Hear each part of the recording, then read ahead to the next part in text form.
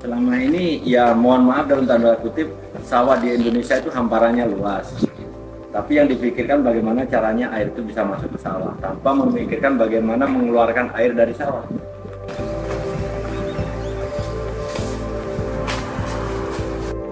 Di Quran itu ada beberapa ayat dan beberapa surat itu menarik sekali, dari mulai pengolahan lahan, tanam bibit sampai penyimpanan setelah jadi beras itu misalnya, yang kira-kira bisa awet sampai 7 tahun.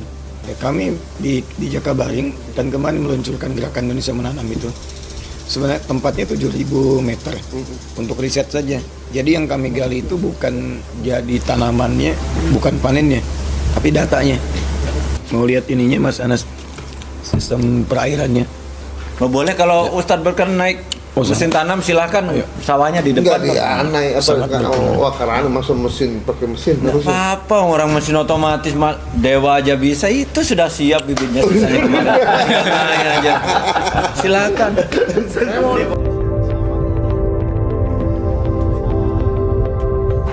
Dari menggaru biasanya saya 3 hari. 3 hari ya. Dari menggaru tanah.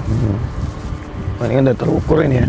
Kemarin karena 2 hari yang lalu hujan deras,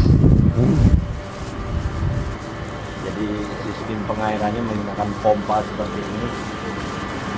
Ini difasilitasi pemerintah atau buat sendiri? Pemerintah ya. Jadi dari sungai dipompa ke embung induk besar, dibagi ke melalui parit kecil-kecil drainase tadi itu. Jadi drainase itu airnya ditampung di embung seperti ini. Jadi muter sistemnya.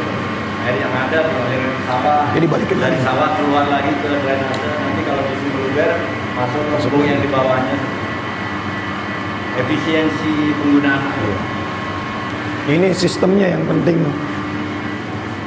Kalau hujan gimana nanti nampungnya? Nggak naik ini. Alhamdulillah. Kan itu ada drainase itu terbuang pas di bawahnya rel itu ada drainase induk. Oh, iya. Dibuang ke drainase. Langsung buangin. Betul. Jadi levelnya dijaga segini terus ya. Betul. Ya. Jadi di pintu air itu dijaga ketinggiannya. Bisa harusnya dikerjakan. Jadi ini bisa mengairi berapa hektar lahan? Ini 40 hektar. 40 hektar. Ini bagus ini. Ekosistemnya udah terbentuk. Tadi kuncinya support sistem di pemerintahnya jelas. Betul. Kerjasama antara pemerintah dan petani di Jepang itu, misalnya petani butuh akses dibuatkan jalan seperti ini. Jadi petaninya itu bukan menuntut ke pemerintah. Iya. Akses yang mau dibuat jalan ya udah saya wakafkan. Yang penting pemerintah membuatkan jalan. Oh. Selama ini di Indonesia kan tidak minta dibuatkan jalan, tapi tanahnya minta ganti rugi, ruwet jadinya, nggak jadi-jadi. Iya. Jadi kalau di Jepang kesepakatan bersama, yang sebelah kiri 2 meter, sebelah kanan 2 meter, ya sudah sama-sama wakaf 2 meter, kita minta buatkan jalan ke pemerintah. Ya akhirnya seperti ini. Ini paling jelek, tapi insya Allah tahun ini setelah panen di aspal juga. Yang di arah sana sudah aspal semuanya. Iya ya. Ya itu membangun kesadarannya. Jadi sama-sama ngalah supaya bisa sama-sama jalan. Iya ya. Jangan hanya mementingkan ego sendiri. Iya. Dan pemerintah juga kalau sudah dikasih, jalannya dibikin bagus. Jangan aspalnya 7 cm jadi 5 cm gitu ya. Ya, pada intinya kalau mesin motor yang rusak, jangan dokter hewan yang diminta untuk baik. Iya. Enggak saling ini, simbiosis mutualisme, saling bantu. Bangun support system. Ini yang menarik ini, support systemnya. Maksud saya gini, Islam itu tahu bawa Islam ya. Yang kenal nilai-nilai keislamannya, kenal Allah itu kan. Jadi sebetulnya ada 2 yang mesti dibedakan, ada syariat, ada implementasi nilai-nilai syariat. Misalnya gini, kita sholat itu syariat. Hasil dari sholat itu tanha anil fahsya wal munkar. Fahsya keburukan yang bersumber dari syahwat, ada zina, pornografi, porno aksi dan seterusnya. Munkar sumber syahwatnya dari perut sampai akal. Merampok, membunuh, gitu kan, ikhtilaf dan seterusnya.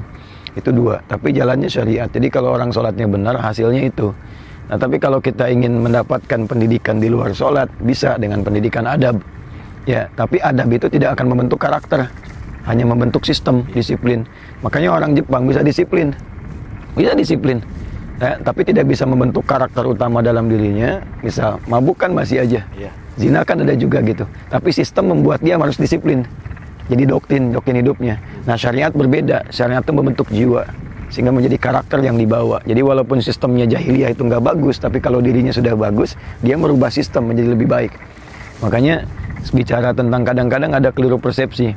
Negara tidak sholat misalnya penduduknya disebut menerapkan syariat Islam karena sistem membuat dia baik. Nah itu kurang tepat. Yang tepat dia mengambil pelajaran dari sistem syariat untuk mengamalkan nilai-nilai. Itu yang disebut peradaban. Jadi orang bisa menjadi peradaban dengan adab tapi belum bisa membentuk perakhlakan. Nah PR besarnya ini gimana orang Islam sholatnya benar, Ya. sehingga nilainya ada. Nah Cak Anas ini kan mempraktekkan nilai konsep keislaman di muamalah.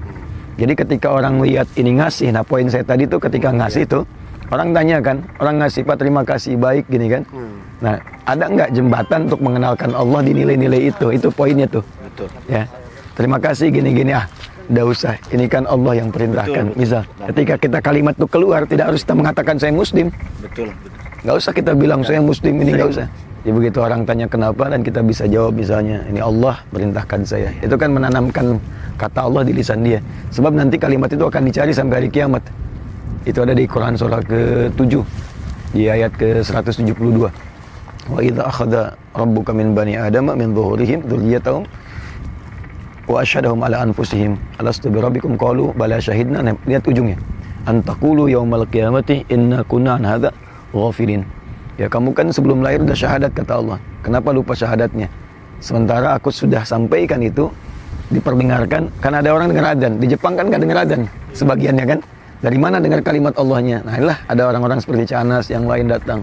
Kemudian melakukan nilai keislaman, tanya kamu kok baik sekali, disebutlah kalimat Allah itu. Nah itu akan menyentuh kepada jiwanya untuk mencari. Walaupun tidak dalam kesempatan pertama, kedua, ketiga nyari itu. Nah, nanti ilmu-ilmu ini kan yang mahal tuh ilmunya, prosesnya. Ya kan? Ada ilmu by experience dengan pengalaman, ada by skill sudah dapat, tapi ngolah dari awal sampai jadi itu yang mahal. Ya.